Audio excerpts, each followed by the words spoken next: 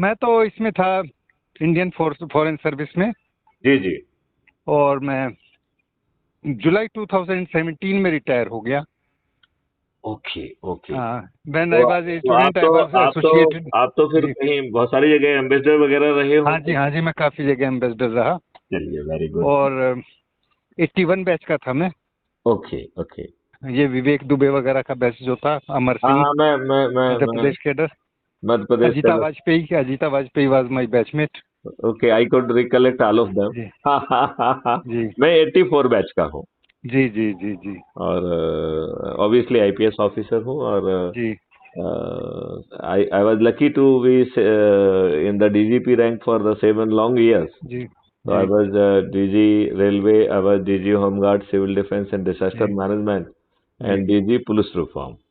जी और बतौर DG police reform हमने एक concept note government of India को भेजा था विद 5 जी सर्टेनिटीज। जी and luckily it was because it is a very long drawn process. तो जी लगभग 2 साल तक वो प्रोसेस चली। 2019 में it was accepted as a national police mission. जी And I am basically project head and nodal officer of that crime free Bharat जी national police mission. जी। लेकिन I तो realize that किसका है ये पुलिस मिशन, किसने बनाया है ये national police camp mission free? Government of India का है ये। जी ये बेसिकली, इफ यू रिकॉल, 2009 में ये पीएम ऑफिस में चालू हुआ था जी डॉक्टर मनमोहन सिंह के अधीन। जी और 2009 से 2014 तक ये पीएमओ में चला। जब जी। मोदी जी पहुंचे तो उन्होंने उसको पीएमओ से रुखसत कर दिया, तो वो होम में आया और होम से वो बीपीआरएनडी में पहुंचा।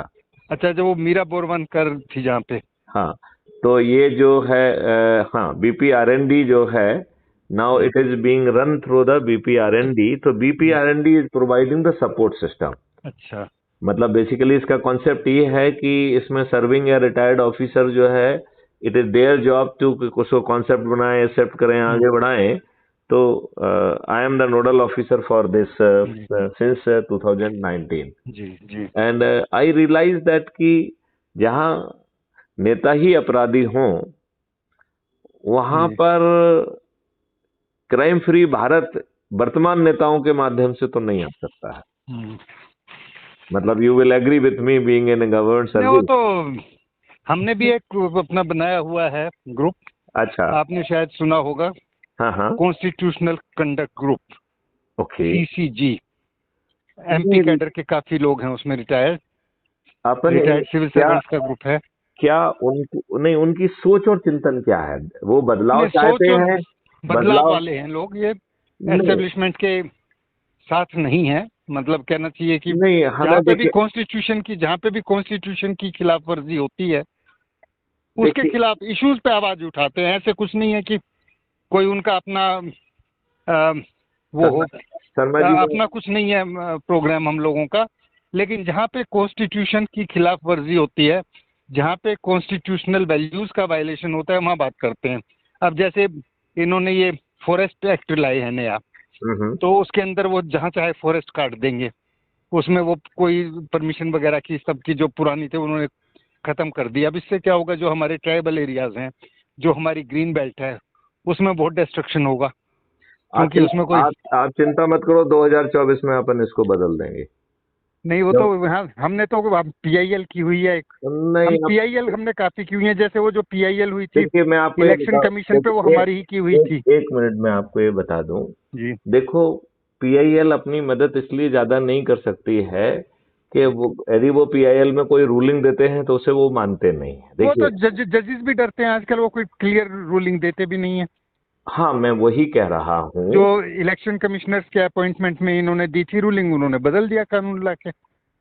मैं वही कह रहा हूँ कि चारों तरफ बेशर्माई है, और जो हमारी जुडिशरी है वो खुद साउंड फुटिंग पे नहीं है। वो डरे हुए हैं सब नहीं, डरे। वो डरे हुए इसलिए हैं क्योंकि वो खुद सज्जन नहीं है। अदरवाइज हाँ, बताइए, कॉलेजियन सिस्टम क्यों होना चाहिए? मैं तो ये कह रहा हूँ इंडियन जुडिशियल सर्विस से डायरेक्ट आए। बिल्कुल, और हम तो चाहते हैं कि एक सर्विस, जैसे हम आईएएस आईपीएस आईएफएस में आते हैं, ऐसी ऐसे जुडिशियल ये लोग आए। सर्विस, बिल्कुल बिल्कुल। और यहाँ पे तो अब बेटे ही आते हैं, इनके बेटे भतीजे। नहीं, क्योंकि वो कॉलेजियम का सिस्टम है ही इसी तरीके है का। ही नहीं। हाँ, नहीं, ये तो वैसे ही है कि हम लोग आपस में तय कर लें कि आपस हमारा में तय कर कॉलेजियम लें। रहेगा, आप आईएएस मेरे आईएएस बेटे को को भर्ती नॉमिनेट करेगा। कर दें, मैं आपके बेटे को कर दूं। तो बस ये तो फिर दुष्टता हो गई इस देश के बिल्कुल। साथ ना। यही कारण है कि ये डरे हुए हैं। देखिए, एक पीआईएल, मतलब एक नहीं, 3 पीआईएल लगाई गई पिछले 8 सालों में। मोदी जी के समय की ही तीनों जी। पीआईएल हैं। और उसका मजनून ये था कि जब इस देश में सबसे छोटा पद जो चपरासी का है, हाँ, उसके लिए भी साक्षर और साचरित्र होना जरूरी बिल्कुल। है।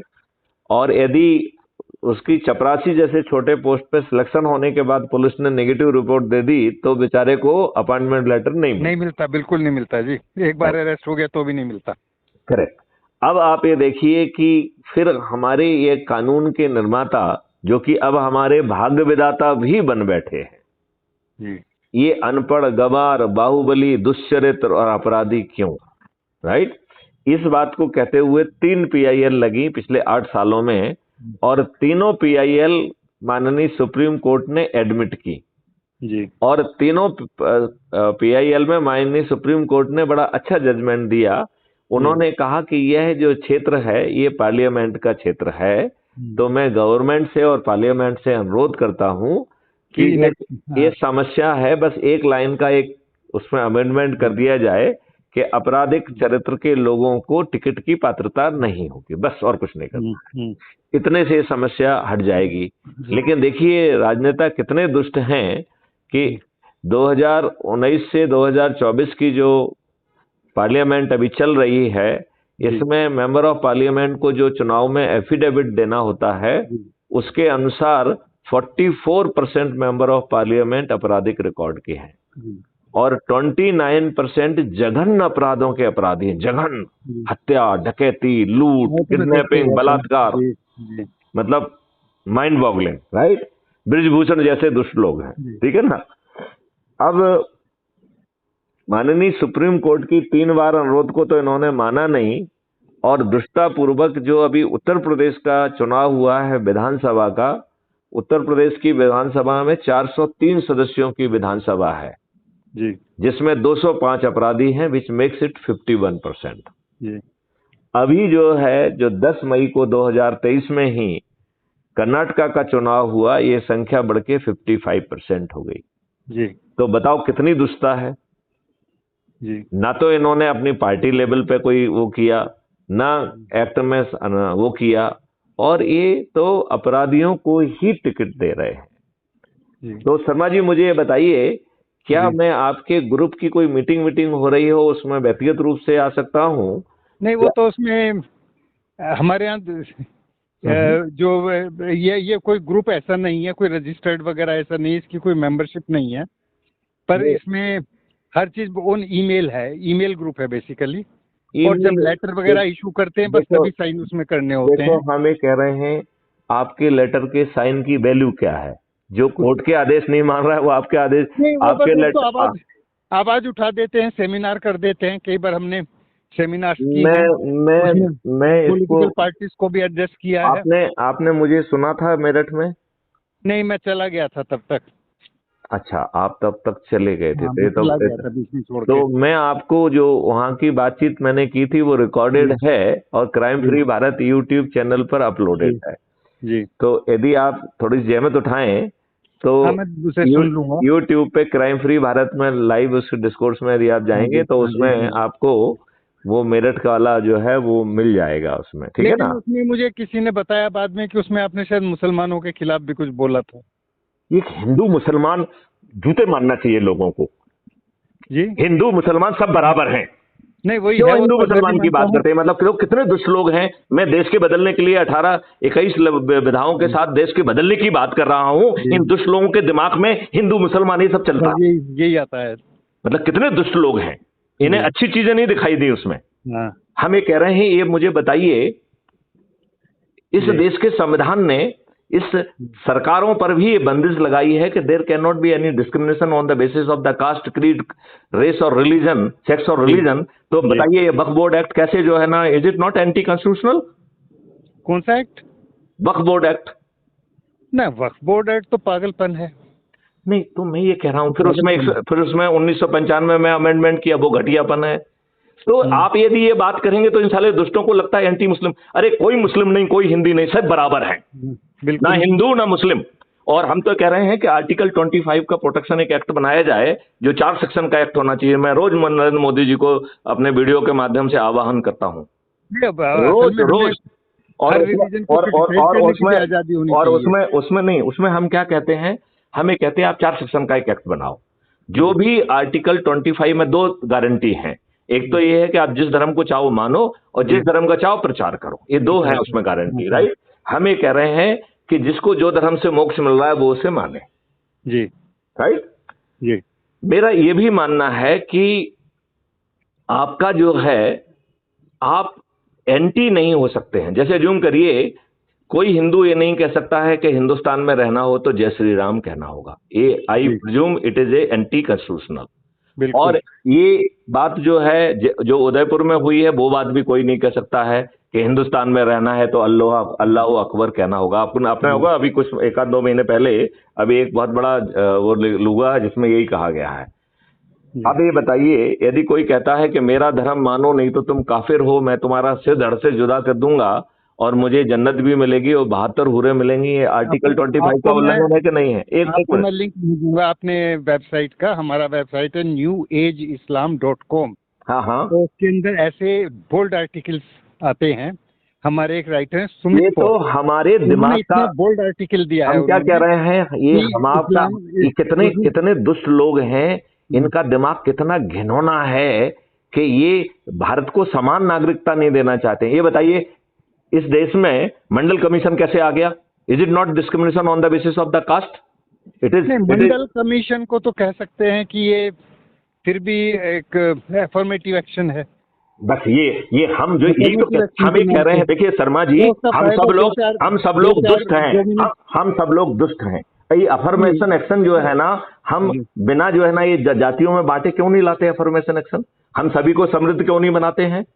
हम सभी लोगों को मेरिटोरियस क्यों नहीं बनाते? नहीं, ये दुष्टता है। देखिए हम आपको बताएं, ये हमारी दुष्टता ना, अफर्मेटिव एक्शन, अच्छी बड़ी अंग्रेजी बोल के साला दुष्टता कर दो, साला जाति जाति और धर्म धर्म में बांट दो। क्यों? क्योंकि हम अच्छी अंग्रेजी बोल लेते हैं। इंडिया में कास्ट सेंसस कराएंगे, उसके बाद जिसकी जितनी संख्या भारी उसकी उतनी भागीदारी हम ये कह रहे हैं कि इसमें लगे रहेंगे। हम ये कह रहे हैं कि क्यों कास्ट बेसिस सेंसस होना चाहिए जब सभी लोग बराबर हैं? उनको जो है, हम जानते हो हमने कई जो है ना गारंटेड स्कीम जारी की है। एक गारंटेड स्कीम है कि 2029 तक भारत के हर परिवार जो कि गरीब है, जिसके पास हुनर भी नहीं है, शिक्षा भी नहीं है, हम उसको हुनर भी देंगे, शिक्षा प्रायोगिक देंगे, जनरल शिक्षा नहीं देंगे, और उसे टूल्स भी देंगे, गाड़ी भी देंगे, कपड़े भी देंगे, और वो भी देंगे, और कोई भी चीज फ्री नहीं देंगे।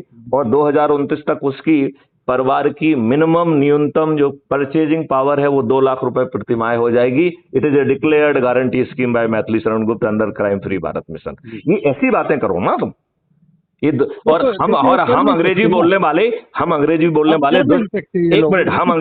वाले विद्वान लोग दुष्ट हैं। यही हम जो है ना संविधान की बात वो तोड़ के और तरीका बताते हैं। It is affirmative action. ऐसी कम तैसी काय की अफर्मेटिव एक्शन है? आप समृद्धि क्यों नहीं बांट रहे हैं? आप मेरिट क्यों नहीं बांट रहे हैं? अफर्मेटिव एक्शन भाई, not in the form of the merit, भाई in the form of reservation.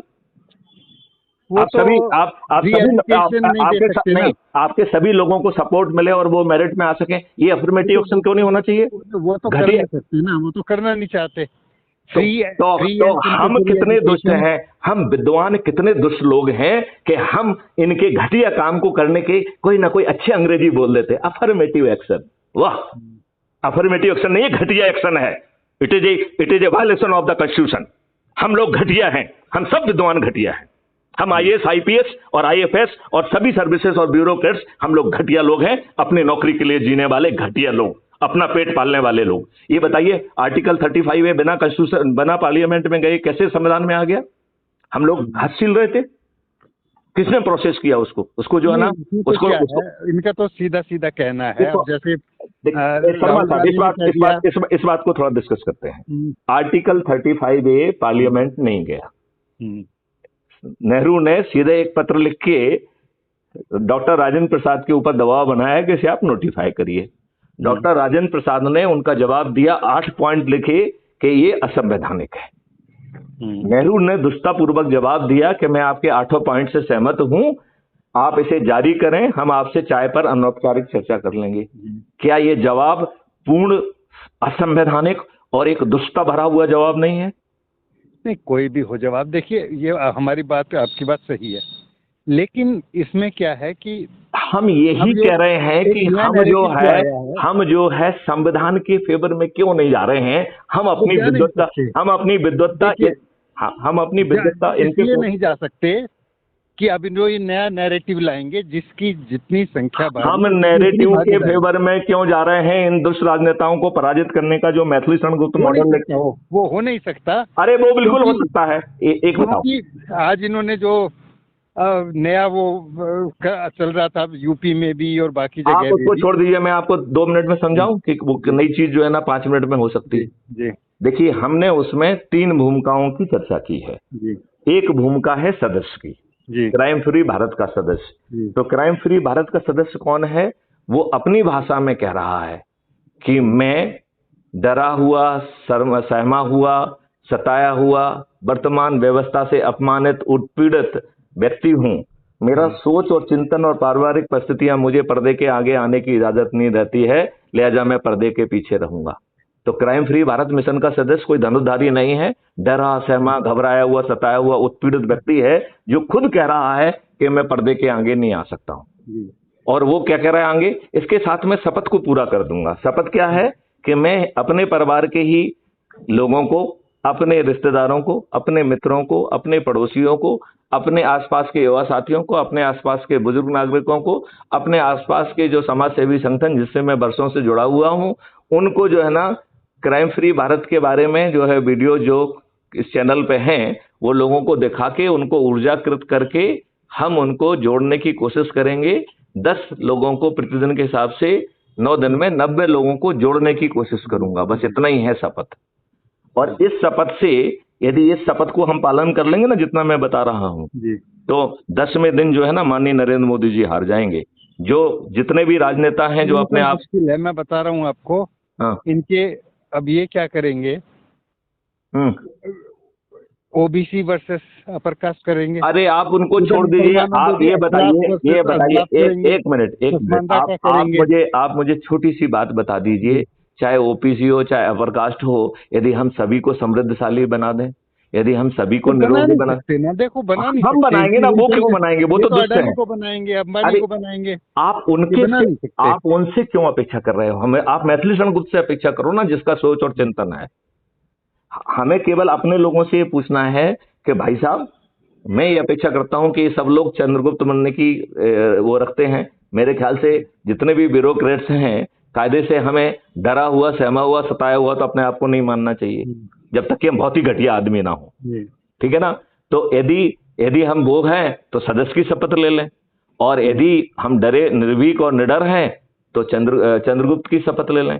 Chandragupta का काम यह है कि जगह जगह जाके संगोष्ठी करके लोगों को जोड़ेगा, और उसमें एक प्रावधान किया गया है कि यदि आप चंद्रगुप्त की शपथ लेंगे, रजिस्ट्रेशन करेंगे, तो आपको 500 पॉइंट मिलेंगे।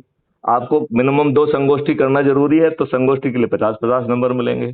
जिन लोगों को आप संगोष्ठी के दौरान डरे हुए, सहमे लोगों को आइडेंटिफाई करके सदस्य बनाएंगे, उसके 100 नंबर मिलेंगे। चंद्रगुप्त बनाएंगे तो जो है ना 200 नंबर मिलेंगे। और इन नंबरों के आधार पर जो है ना आपकी मेरिट लिस्ट बनेगी। उस मेरिट लिस्ट में यदि मध्य प्रदेश की स्थिति में 230 में आ गए, तो क्राइम फ्री भारत का व्यक्ति जाके आपको चंद्रगुप्त का सर्टिफिकेट देगा और साथ में विधायक का टिकट देगा। और आपको ना प्रचार करना है, क्योंकि शपथ का जो पार्ट का तीसरा हिस्सा है वो कह रहा है कि मैं तो डरा हुआ, सहमा हुआ हूं, मैं पर्दे के पीछे हूं। लेकिन हमारे जो साथी पर्दे के आगे आकर चंद्रगुप्त बनेंगे और मेरिट लिस्ट में स्थान के आधार पर हमारे क्षेत्र के चंद्रगुप्त घोषित होंगे, मैं छत पर चढ़ूंगा, थाली बजाऊंगा, दीपक जलाऊंगा और अपने चंद्रगुप्त के नाम पर जो है विजय उद्घोष की घोषणा करूंगा, और हर दिन करूंगा। और जिस दिन पोलिंग होगी उस दिन पोलिंग मशीन पर जाकर अपने चंद्रगुप्त के सामने का बटन दबाऊंगा। अब बताओ, जहां वोटर जो है ना शपथ ले रहा होगा, वहां पर ये सब राजनेता हार जाएंगे, और आपको बदले में जो कुछ नहीं कर रहे हैं, इन्होंने तो ये भी नहीं किया। ये बताइए, आपके ऊपर कौन से कानून है?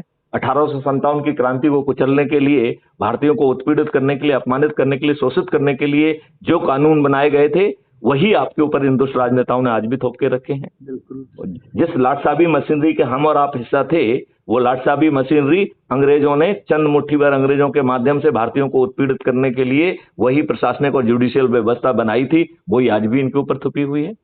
अमेंडमेंट के नाम पर आपने इस लाट साहब को और पावर दे दिए कि किसी के ऊपर भी चढ़ाई कर दो उनके कहने पे। यदि आदित्यनाथ जी बहुत अच्छा काम कर रहे हैं तो एक बुलडोजर एक्ट क्यों नहीं लेके आते हैं?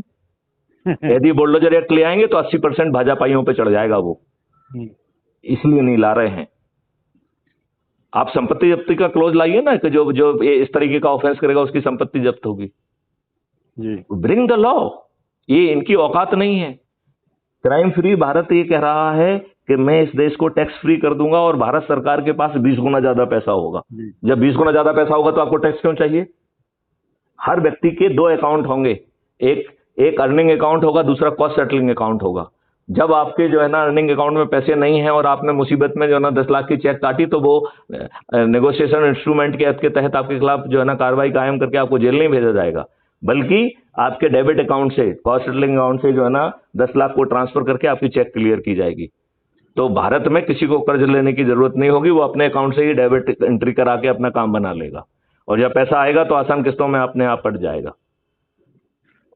10 times money will come from crime free revenue model, 10 times more money।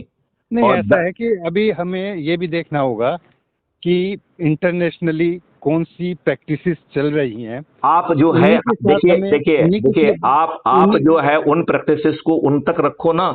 हम अपने इंटरनल मैनेजमेंट के लिए जो करें उसे हमें देखिए क्यों नहीं हो सकता है? क्यों नहीं, क्या नहीं हो सकता है? Can not become north Korea. See this is a नहीं, इसमें नॉर्थ कोरिया क्या है? इसमें जो है ना, यदि आप लोग ग्लोबलाइज्ड इकोनॉमी है तो इसके अंदर हमें तो आप एंटी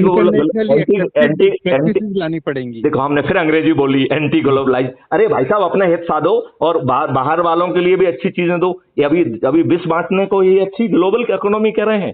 सब जगह पेस्टिसाइड और केमिकल जो है ना बांटे जा रहे हैं, वो जो है ग्लोबल इकोनॉमी है, वही ग्लोबल इकोनॉमी है। सब जगह जो है ना कोरोना बांटा जा रहा है, ये ग्लोबल इकोनॉमी है। नहीं तो पर अकेला इंडिया नहीं कर सकता ना इन चीजों को। आपका ये सोचना है, मेरा उल्टा सोचना है कि भारत विश्व गुरु बन जाएगा। पूरा विश्व जो विश्व गुरु खाने के पैसे नहीं है। अरे आप कह रहे हैं, बात कर रहे हैं आप। शर्मा जी, मैं गारंटी ले रहा हूं, आप सिर्फ अपने जो है सदस्य की शपथ और चंद्रगुप्त की शपथ पूरा कर लो। मैं 2025 से 2029 तक इस देश में जो है ना भारत विश्व का सबसे धनी देश होगा, मेरी गारंटी है। आपको मालूम है मैंने एक ऐसा मॉडल डेवलप किया है कि किसानों की आमदनी 2025 में 5 गुना हो जाएगी। आपको ये मालूम है? आप मुझे भेजिएगा कुछ लिटरेचर और मैं आपके वीडियो भी देखूंगा। आप जरूर देखिए, लेकिन ये एग्जामिन करिए कि हम सिर्फ किताबी कार्रवाई करते रहेंगे या we want really to do something. हम सदस्य की, यदि हम डरे हुए, सहमे हुए, घबराए हुए, बेकार के आदमी हैं तो सदस्य की शपथ ले लें, नहीं तो चंद्रगुप्त की शपथ लें। केवल हम एग्जामिन करेंगे तो एग्जामिन करवाने के लिए किसके पास समय है? मतलब आप एग्जामिन करिए, आप हमारे सीनियर भी हैं, 81 बैच के हैं, आई रिस्पेक्ट यू, लेकिन मैं ये कह रहा हूं कि हम एग्जामिन करते रहेंगे, साथ में लोगों को जोड़ने की प्रक्रिया में काम करिए ना, दैट इज मैंडेटरी। वो यदि आप कर पाएंगे तब कुछ होगा। और देखो कितने घटिया लोग हैं। मैंने देश को प्रॉस्परस करने की बात कही कि इन घटिया लोगों की बात में आई, जबकि मैंने एक जगह भी एंटी मुस्लिम बात नहीं कही। इतने घटिया लोग हैं, साले दुष्ट लोग हैं। वो तो है, इस दुष्टता के कारण जो है जाहिल है, दुष्ट और जाहिल लोग हैं।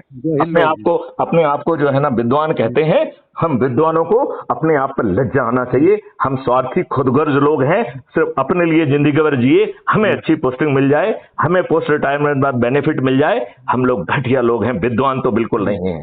इस देश का जो है ना इतिहास बदल गया, हम अपने आप को विद्वान कहते हैं। इस देश में जो है ना असंवैधानिक तरीके से आर्टिकल 35 घुस गया, हम अपने आप को विद्वान कहते हैं। जिस आर्टिकल में 370 में लिखा हुआ है कि ये अस्थायी क्लॉज है और उसमें उसकी वो दी गई है कि सिर्फ प्रेसिडेंट की नोटिफिकेशन से जो हट सकता है। कंस्टिट्यूएंट असेंबली का consultation, when there is no consultant assembly this become redundant.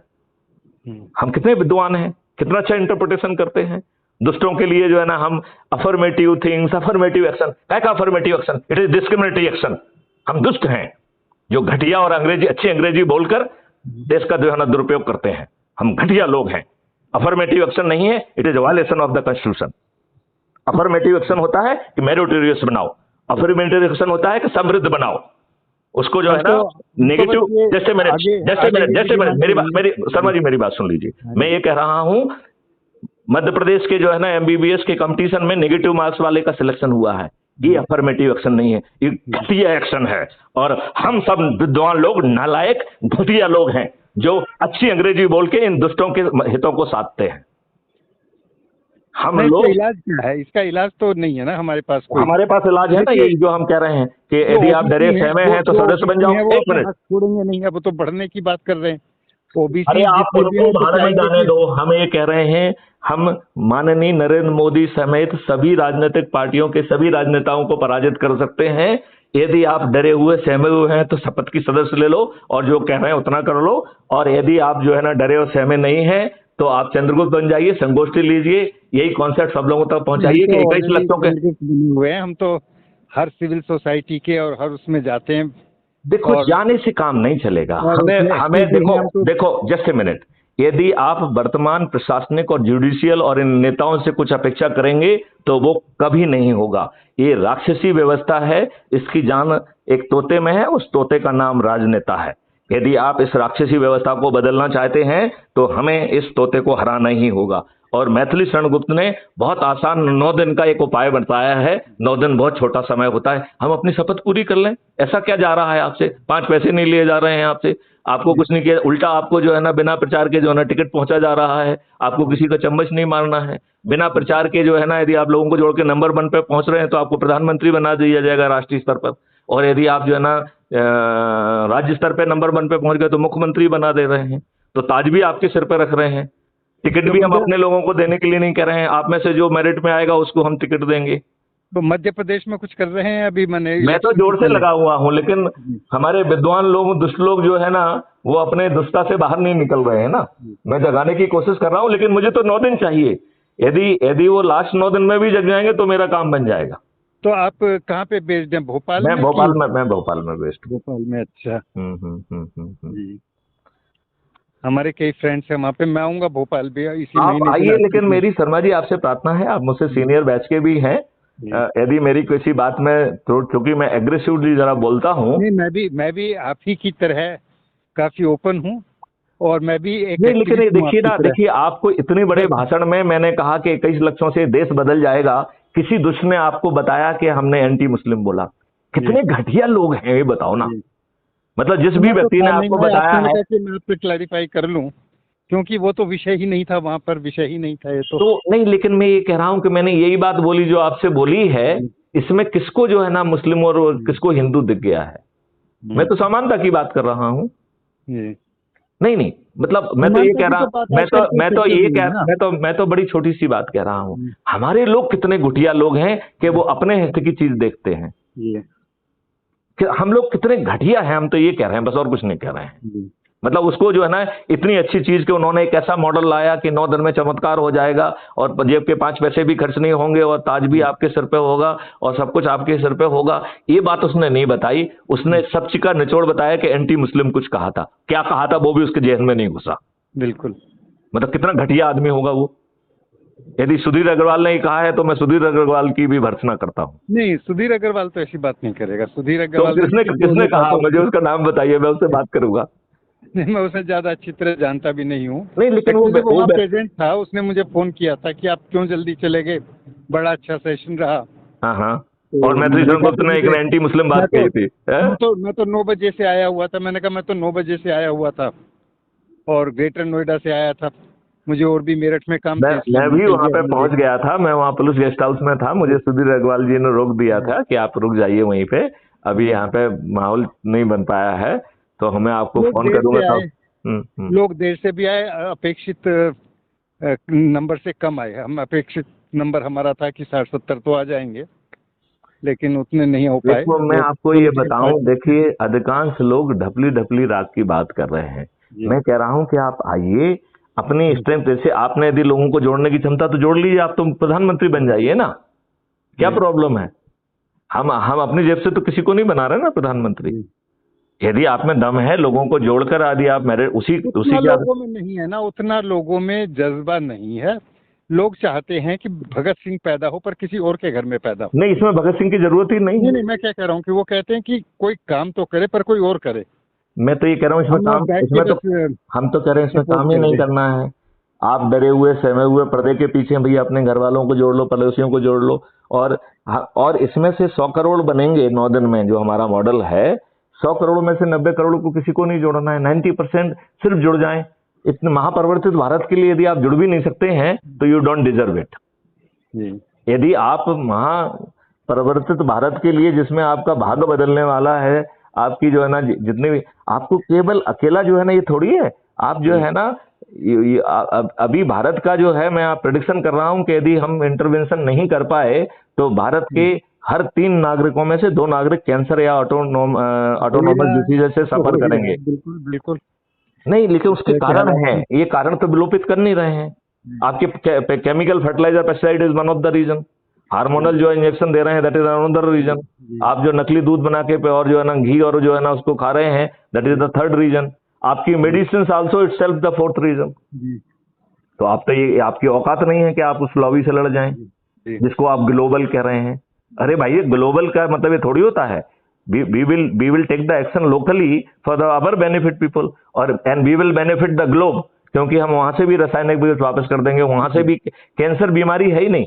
Cancer आपके प्रति आपकी सेल का प्रतिशोध है कि भाई साहब शर्मा जी आपने मेरे ऊपर बहुत अत्याचार कर लिया है, अब मेरी बारी है।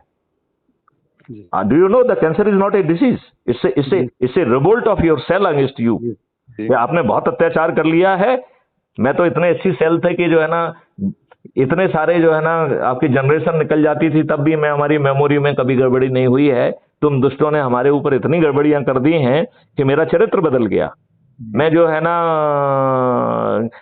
बिनाइन से मलायन होके जो है ना ओवर ग्रोथ करने लगा जी। तो ये इट इज ए रिवोल्ट। जिस दिन आप ये जो अत्याचार कर रहे हैं, जिस दिन अत्याचार विलोपित हो जाएगा, कैंसर और ऑटोनोमस डिसीजेज भारत से और ग्लोब से एग्जिस्ट करना बंद हो जाएंगी। तो हमें ऑन्कोलॉजिस्ट चाहिए या रिवर्सल चाहिए? हम कितने दुष्ट हैं कि आप बोल रहे हैं कि जंगल काटने के लिए हमने व्यवस्था कर दी। अरे जंगल के जो पेड़ हैं, क्राइम फ्री भारत का कहना है कि आने वाले 5 साल में ये 3 गुना हो जाएंगे। गायों की संख्या 10 गुनी हो जाएंगी। पानी जो है ना फिर से 8 फीट पे आ जाएगा। We are talking of the reversal of nature. It is doable mister Sharma, it is doable.